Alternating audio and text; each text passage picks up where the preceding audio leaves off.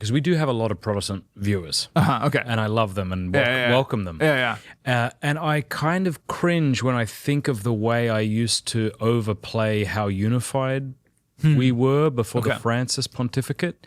Not because I think we're not unified. I do think Catholicism is unified in a way that Protestantism clearly isn't. I think we have the apparatus, right, to, for example, on the, you want to make a universal claim about the Theotokos being assumed into heaven bodily, done. So we're all unified on that. You're either on or you're a heretic. So we have the apparatus, and I think we are. But there is a lot of division in the church today. And I think if I were a Protestant, I would probably just hold that in my face whenever I heard a Catholic talk about how unified we are. Like, are you kidding me? I've been on YouTube. Have you seen you guys?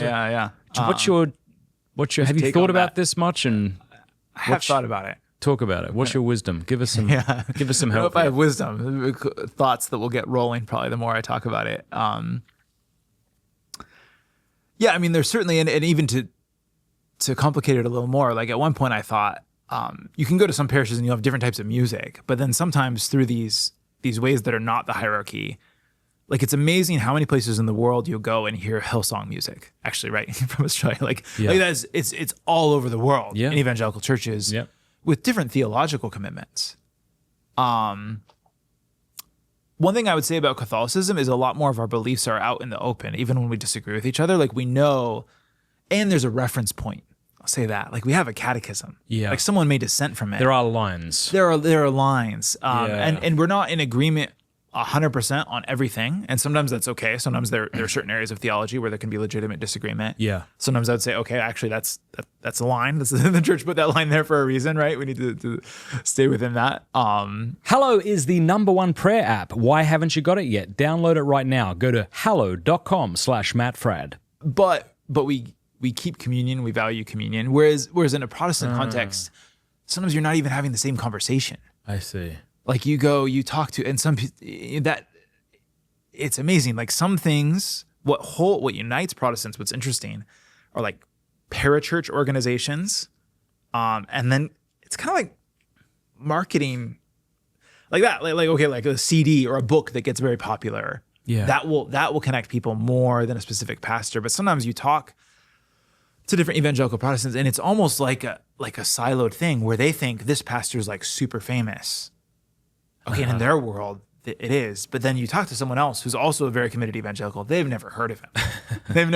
Right? And you can have some of that in Catholicism. So the famous pastor kind of becomes like the bishop, and he has his adherents? He has his adherents. He has his orbit. There's all these different orbits. Like, at least for Catholics, that's part of the thing is like, the Pope's in all of our orbit. Right? Bishop Barron and and Father Mike Schmitz, like the things that they're talking about, they might express it differently. Right. They might express it better or worse.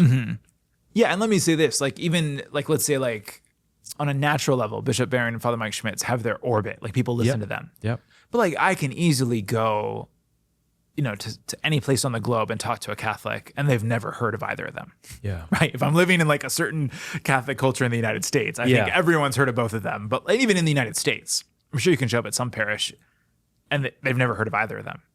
Like that's not the name of our bishop. Like I know who our bishop is, but like we don't. The people I listen to are different.